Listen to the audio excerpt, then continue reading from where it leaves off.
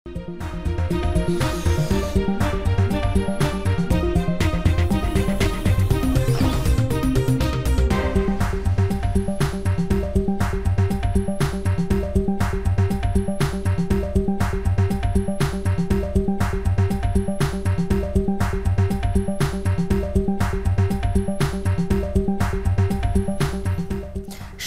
এখন সকালে পুরো আয়োজনে আপনাদের সঙ্গে আছে আমি জানসিন জুথিকা। চলাচলের অযোগ্য হয়ে পড়ায় কোটি কোটি টাকা ব্যয়ে আমদানি করা ৭৫টি গাড়ি ধ্বংস শুরু করেছে চট্টগ্রাম কাস্টমস কর্তৃপক্ষ। চট্টগ্রাম কাস্টম হাউসের ইতিহাসে প্রথমবারের মতো গাড়ি ধ্বংস হচ্ছে।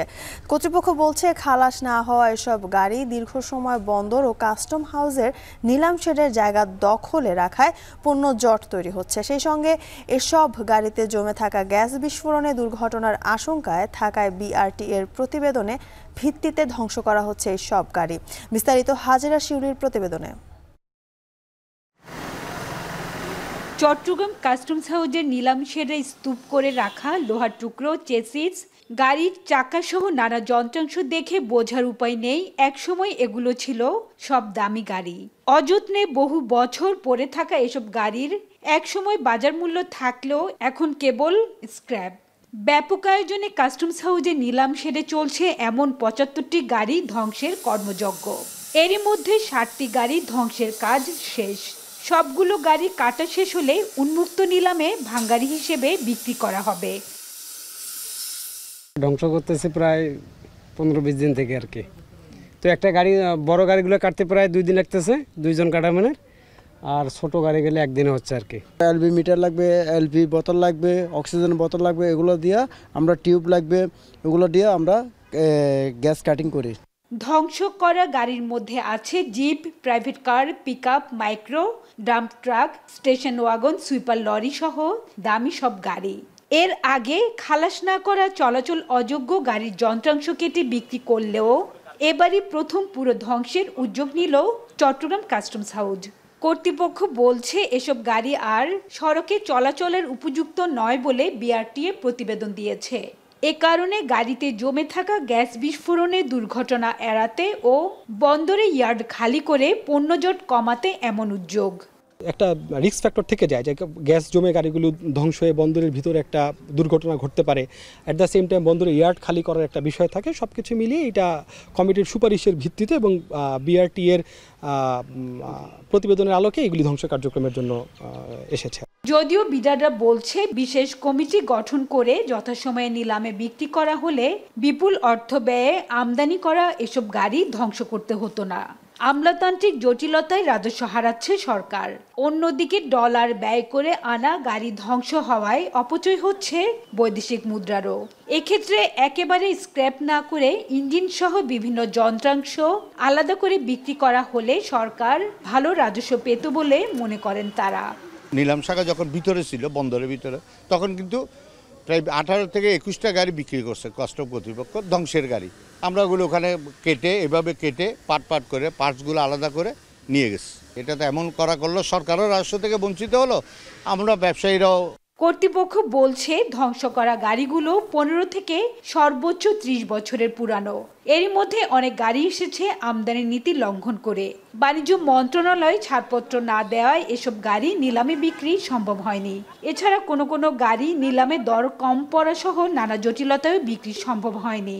আমদানি করা তার পণ্য খালাস করে নাই, অথবা যেগুলি গোয়েন্দা তথ্যের ভিত্তিতে আটক করা হয়েছে বা বিভিন্ন গোয়েন্দা সংস্থা আটক করে আমাদের কাছে জমা দিয়েছে, সেগুলো হয়তো বা কেউ আর আমাদের কাছে ক্লেম করে নাই। পরবর্তীতে হয়তো এটা নিলামে গিয়েছে, নিলামে তো একটা প্রসেস আছে যে একটা রিজার্ভ ভ্যালু থাকে, কত % ভ্যালু হবে, সে যেহেতু ওইগুলি কাভার করে ওই কারণে নিলাম হয়নি, দেখি গাড়িগুলো এই পর্যায়ে চলে এসেছে। মামলা থাকায় এমন আরও 61টি গাড়ি নিলাম সেরে ধ্বংসের অপেক্ষায় পড়ে আছে। তাই রাজস্ব ক্ষতি এড়াতে গাড়ি সহ খালাস না হওয়া যে কোনো পণ্যের মামলা দ্রুত শেষ করে নিলাম করার দাবি বিডারদের। হাজেরা শিউলি, এখন চট্টগ্রাম। জাতির জনক বঙ্গবন্ধুকে সপরিবারে হত্যার বিচারের পথ সব বন্ধ করার জন্য ইনডেমনিটি অধ্যাদেশ বিশ্ব রাজনীতিতে সবচেয়ে জঘন্য ঘটনা ছিল বলে মত দিয়েছেন ইতিহাসবিদ ও আইনবিদরা, যা আইনে পরিণত করে সংসদে পাশ করেছিলেন জিয়াউর রহমান। ইতিহাসবিদ ও শিক্ষাবিদ অধ্যাপক আরিফিন সিদ্দিক বলেন, একটি দেশের স্বাধীনতার স্থপতিকে হত্যার পর তার বিচার করা যাবে না, এর চেয়ে নিকৃষ্ট কাজ হতে পারে না।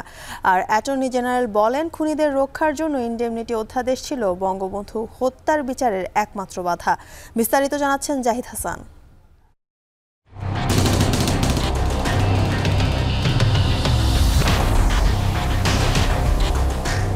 1975-এর 15 আগস্ট ভোরবেলা স্বাধীনতার স্থপতি বঙ্গবন্ধু শেখ মুজিবের 32 নম্বর ধানমন্ডির বাড়িতে হামলা করে সেনাবাহিনীর কয়েকজন বিপথগামী সদস্য। অতর্কিত হামলা চালিয়ে মুক্তিযুদ্ধের মহানায়ক শেখ মুজিব সহ তার পরিবারের সদস্যদের হত্যা করা হয়। সদ্য স্বাধীন বাংলাদেশের রাষ্ট্রপতি বঙ্গবন্ধুর বাড়ি সেদিন রক্তে ভাসিয়ে দিয়েছিল খুনিরা।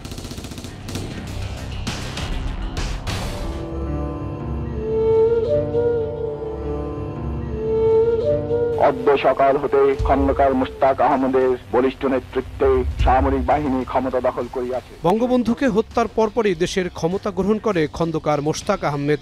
তিনি 1975 সালের 26 সেপ্টেম্বর বঙ্গবন্ধুর খুনিদের দায়মুক্তি দিতে ইনডেমনিটি অধ্যাদেশ জারি করে। পরে 1979 সালের 9 জুলাই জিয়াউর রহমান বঙ্গবন্ধুর খুনিদের দায়মুক্তি ও তাদের বিচার করা যাবে না এই মর্মে সংসদে ইনডেমনিটি অধ্যাদেশকে আইনে পরিণত করেন। সংসদে জিয়া সরকার আইন পাশ করার পর রুদ্ধ হয়ে যায় সপরিবারে বঙ্গবন্ধু হত্যাকাণ্ডের বিচারের সব পথ।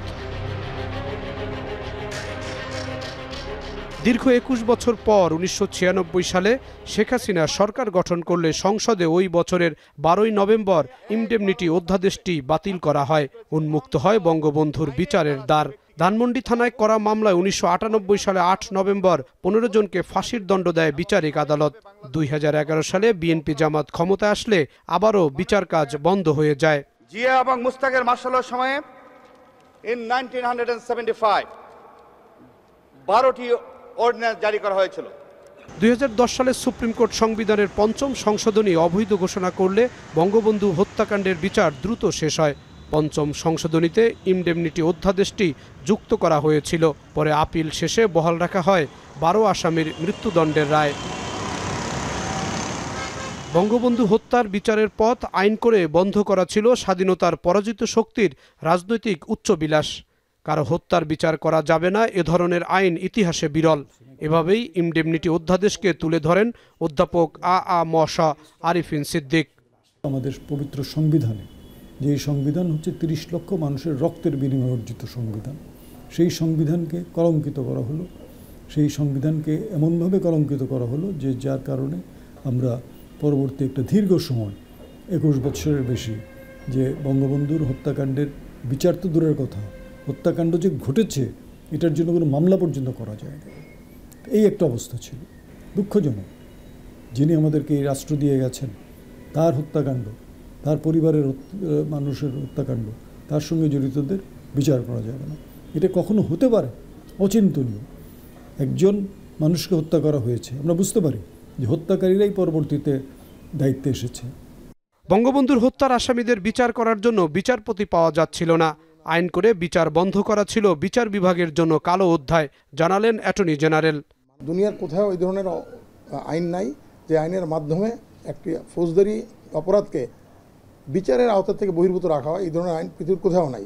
বাংলাদেশ দুর্ভাগ্য দেশ হিসাবে সেটা করা হয়েছিল সেই 1975 15ই আগস্ট বঙ্গবন্ধু হত্যার পরে।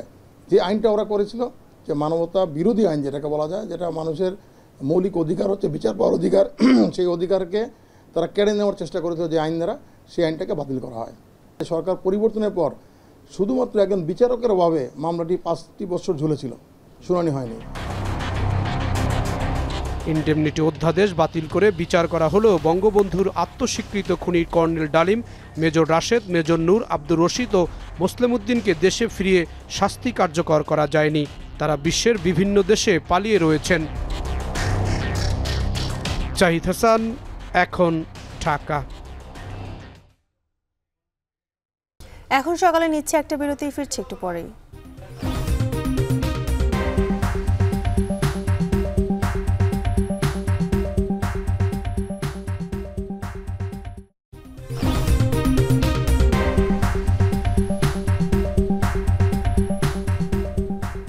বিরতির পর ফিরে এলাম, আপনারা দেখছেন এখন সকাল।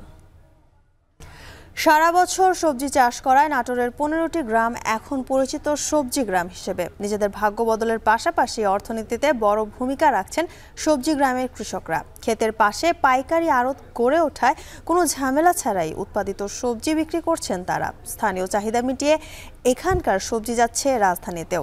নাটোর থেকে জাহিদুল ইসলাম সুমনের ক্যামেরায় মাহবুব হোসেনের প্রতিবেদনে দেখুন বিস্তারিত। পাখির চোখে দেখলে গ্রামের আনাচে কানাচে শুধুই দেখা মিলবে নির্মল সবুজের।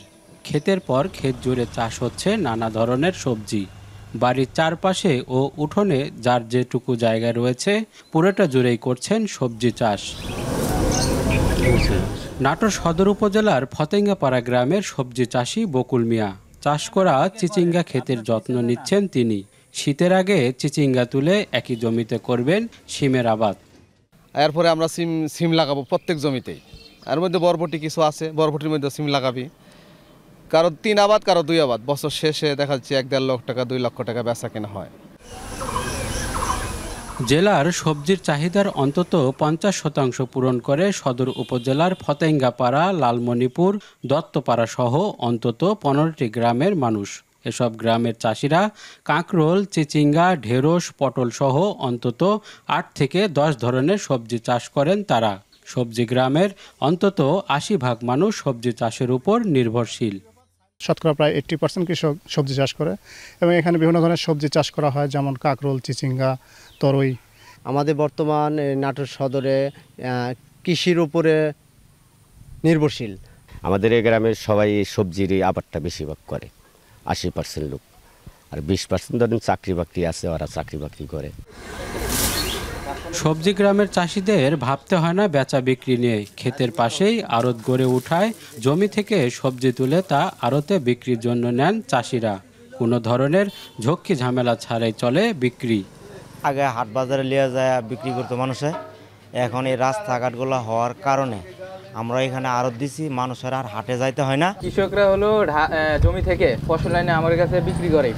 এটা আমরা হলো প্যাকেটিং করে তারপর টাক দিয়ে বা কোষে দিয়ে এটা ঢাকা আড়তে বিক্রি করি। বিভিন্ন দিন বিভিন্ন ধরনের আমদানি হয়, একদিন কম হয়, একদিন বেশি হয়। মোটামুটি 60-70 হাজার টাকার মাল আমি কিনি। নাটোর সদর উপজেলায় মোট সবজি চাষ হয় 1100 হেক্টর জমিতে। এতে প্রতি বছর উৎপাদন হয় অন্তত 45 কোটি টাকার সবজি। নিরাপদ সবজি উৎপাদনের পাশাপাশি বিভিন্ন পরামর্শ দিচ্ছে স্থানীয় কৃষি বিভাগ। প্রায় 3 কোটি টাকা এখানে বেচা বিক্রি হয়। তো এখান থেকে কৃষকরা যে উৎপাদন করে, এখানে আমরা যেটা অফিস থেকে, কৃষি অফিস থেকে যে সাহায্যটা করে থাকি, বিভিন্ন ধরনের কৃষি পরামর্শ দিয়ে থাকি। টানা খরার কারণে সবজি উৎপাদন করতে গিয়ে বেশ বিপাকে পড়তে হয় নাটোরের চাষিদের। কিন্তু গত কয়েকদিনের যে বৃষ্টি, সেই বৃষ্টির কারণে বেশ সতেজ হয়ে উঠেছে সবজি ক্ষেতগুলো। তবে সবজি গ্রামের চাষিদের দাবি, ভেজালমুক্ত কীটনাশক, উন্নত জাতের বীজ এবং সারের সহজলভ্যতা হলে তারা আরও সবজি উৎপাদনে অবদান রাখতে চান। সে সাথে অবদান রাখতে চান স্থানীয় অর্থনীতিতে। মাহবুব হোসেন, এখন, নাটোর। কুমিল্লায় ঊর্ধ্বমুখী সবজির বাজার। প্রকারভেদে প্রায় সব ধরনের সবজির দাম বেড়েছে 10 থেকে 20 টাকা। আর আকাশ ছুঁয়েছে কাঁচা মরিচের দর। সবজির সরবরাহ ও দরদাম নিয়ে আরও জানাতে নগরীর টমছম ব্রিজ কাঁচা বাজার থেকে যুক্ত হচ্ছেন সহকর্মী মাসুদ আলম। মাসুদ, সব ধরনের সবজির দাম বৃদ্ধির কারণ কি বলছেন ব্যবসায়ীরা, এবং কাঁচা মরিচ প্রতি কেজি কত টাকায় বিক্রি হচ্ছে জানাবেন।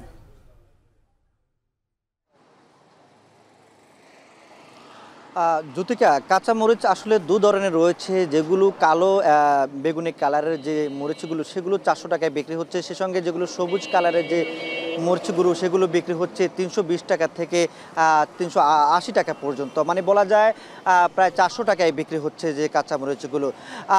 এই দাম বাড়ার কারণে কিন্তু শুধু কাঁচামরিচ না, সকল ধরনের সবজির দামই কিন্তু বেড়েছে গত কয়েক সপ্তাহের তুলনায়। আজকের সপ্তাহের এই যে মঙ্গলবারে আমি এখানকার যারা ব্যবসায়ী রয়েছে তাদের সাথে কথা বলেছি। তারা বলেছেন যে সরবরাহের সংকট রয়েছে, সে সঙ্গে উৎপাদনের কিছুটা ব্যাঘাত ঘটেছে, যার কারণে এই সরবরাহ কম বাজারে, খুচরা বাজারগুলোতে। আমরা এই খুচরা বাজার ঘুরে দেখেছি। আসলে শাক সবজির যে বাজারগুলো রয়েছে, কুমিল্লা নগরের বেশ কয়েকটি বাজার রয়েছে, টমছম ব্রিজ, রানীর বাজার, রাজগঞ্জ থেকে শুরু করে সকল বাজারেই কিন্তু আসলে সবজির যে দাম একটা ঊর্ধ্বমুখী অবস্থা। সেখানে দেখলাম যে 70 থেকে 80 টাকার নিচে কোনো সবজি আসলে মিলছে না। বেশিরভাগ সবজি কিন্তু 80 টাকার উপরে 100 টাকা ছাড়িয়ে গেছে। বিশেষ করে যেমন ঢেঁড়স বিক্রি হচ্ছে 80 টাকায়, সে সঙ্গে কাঁকরোল বিক্রি হচ্ছে আপনার 80 টাকায়, কাঁচা পেঁপে বিক্রি হচ্ছে 70 টাকায়, সে সঙ্গে আপনার যে কাঁচা মরিচের কথা তো আমি বললাম যে কালো যেটি সেটি হচ্ছে 400 টাকায় বিক্রি হচ্ছে, আর যেটি সবুজ কাঁচামরিচ সেটি বিক্রি হচ্ছে 320 টাকা থেকে 380 টাকায়। একই সঙ্গে যে পটল বিক্রি হচ্ছে 70 টাকায়। এখানে আকাশ ছুঁয়েছে গাজরের দামটি, গাজর বিক্রি হচ্ছে 200 টাকায়, টমেটো বিক্রি হচ্ছে 180 টাকায়, যেটি আসলে 50 টাকা ছিল 150 টাকা, সেটি 30 টাকা বেড়ে কিন্তু এখন 180 টাকায় বিক্রি হচ্ছে। সে সঙ্গে যে আমি ধনিয়া পাতা বিক্রি হচ্ছে 400 টাকায়। এই যে কাঁচা মরিচ, গাজর এবং টমেটোর দামটা কিন্তু এখন একেবারে নিম্ন মধ্যের যে মানুষগুলো রয়েছেন তাদের ক্রয় ক্ষমতার বাইরে রয়েছে একবারে বলা যায়। কাঁচা পেঁপে আর যে পটল সেটি কিন্তু একেবারে যে 80 টাকার নিচে 70 টাকায় বিক্রি হচ্ছে। করলা বিক্রি হচ্ছে 140 টাকায়, সে সঙ্গে বরবটি বিক্রি হচ্ছে 120 টাকায়। যদি আমি বলি কাঁচা সবজির মধ্যে আপনার যে বরবটি, করলা, সে সঙ্গে গাজর, টমেটো এবং ধনিয়া পাতা, কাঁচামরিচ এগুলো 120 টাকার উপরে কিন্তু বিক্রি হচ্ছে। তবে এখানে যদি বলি যে শসার দামটা কিছুটা কমছে, গত কয়েক দিনের বাজারে 20 টাকা কমে এখন 70 থেকে 80 টাকায় বিক্রি হচ্ছে। তো জ্যোতিকা, এ ছিল কুমিল্লা থেকে। ধন্যবাদ মাসুদ। কুমিল্লা থেকে সবজির সরবরাহ এবং দরদাম নিয়ে জানাছিলেন সহকর্মী মাসুদ আলম। বন্যার পানিতে এসেছে নতুন মাছ, তবুও মৌলভীবাজারে বেড়েছে সব ধরনের মাছের দাম। বাজারে মাছের সরবরাহ দাম নিয়ে বিস্তারিত জানাতে পশ্চিম বাজার মাছের আড়ত থেকে যোগ দিয়েছেন সহকর্মী এম এ হামিদ। হামিদ, মাছের দাম কত টাকা কেজিতে বিক্রি হচ্ছে এবং দাম বৃদ্ধি নিয়ে ব্যবসায়ীরা কি বলছেন? জ্যোতিকা, আমি এই মুহূর্তে দাঁড়িয়ে আছি পশ্চিম বাজারের সবচেয়ে বড় বিশাল মাছের আড়তে। এখানে দেখতে পাচ্ছেন আমার পিছনে কিন্তু মাছ বেচা বিক্রি শুরু হয়ে গিয়েছে। যদিও বন্যার কারণে অনেকগুলো মাছ ফিশারি বা পুকুরের মাছ নষ্ট হয়ে গিয়েছিল, তারপরেও কিন্তু নতুন পানিতে ছোট মাছ, বিশেষ করে ট্যাংরা, পুঁটি সহ অন্যান্য মাছগুলা বাজারে উঠতে শুরু করেছে, কিন্তু তার দাম কিন্তু অত্যন্ত চড়া। এছাড়াও যে চাষের যে মাছগুলো আছে সেগুলার বাজারে ঘাটতি রয়েছে, এ কারণে কিন্তু প্রতিটা চাষের মাছ 20 থেকে 50 টাকা কেজিতে বেড়ে গিয়েছে। বিশেষ করে রুই, কাতলা, মৃগেল যেগুলো আছে সেগুলা 400 থেকে 450, 500 টাকা বিক্রি হচ্ছে। অপরদিকে পাঙ্গাস এবং তেলাপিয়ার মাছের দামও বৃদ্ধির দিকে রয়েছে। খুচরা বাজারে যেখানে 200 টাকা, 220 টাকা পাঙ্গাস মাছ বিক্রি হচ্ছে, সেখানে পাইকারি বাজারে কিন্তু 150 বা 160 টাকায় সেটা বিক্রি হচ্ছে। অর্থাৎ প্রতিটি বাজার ঘুরে আমি দেখেছি যে আসলে মাছের দাম বৃদ্ধির দিকে। আমি ব্যবসায়ীদের সাথে কথা বলেছিলাম, তারা জানিয়েছেন যে এই মুহূর্তে মাছের সরবরাহ কম থাকার কারণে কিন্তু মাছের দাম বৃদ্ধির দিকে রয়েছে। যদি পানি কমে বা নতুন পানি যেহেতু হয়েছে, গত বছর নতুন পানি ছিল না, এতে করে দেশীয় মাছের আকাল ছিল, কিন্তু এবছর তারা বলছেন যে যেহেতু বন্যা হয়েছে এবং কয়েকবারই বন্যা হয়েছে, এই বন্যার কারণে কিন্তু হাওর, খাল, বিলে নতুন পানি এসেছে এবং এই নতুন পানি আসার কারণে কিন্তু মাছের চাষ, মাছ বৃদ্ধি পেয়েছে এবং এই মাছগুলো যখন ধরা পড়বে তখন হয়তো বাজারে তার প্রভাব পড়বে এবং বাজারে মাছের দাম কমতে থাকবে। তারা বলছেন যে মাছের সরবরাহ স্বাভাবিক হলে কিন্তু মাছের দাম কমে আসবে। এই ছিল আমার কাছে মৌলভীবাজার থেকে মাছ নিয়ে সর্বশেষ। জ্যোতিকা। ধন্যবাদ হামিদ। মৌলভীবাজার থেকে মাছের দরদাম জানাচ্ছিলেন সহকর্মী এম এ হামিদ। এখন সকালে নিচ্ছে আরো একটা বিরতি, ফিরছে একটু পরেই।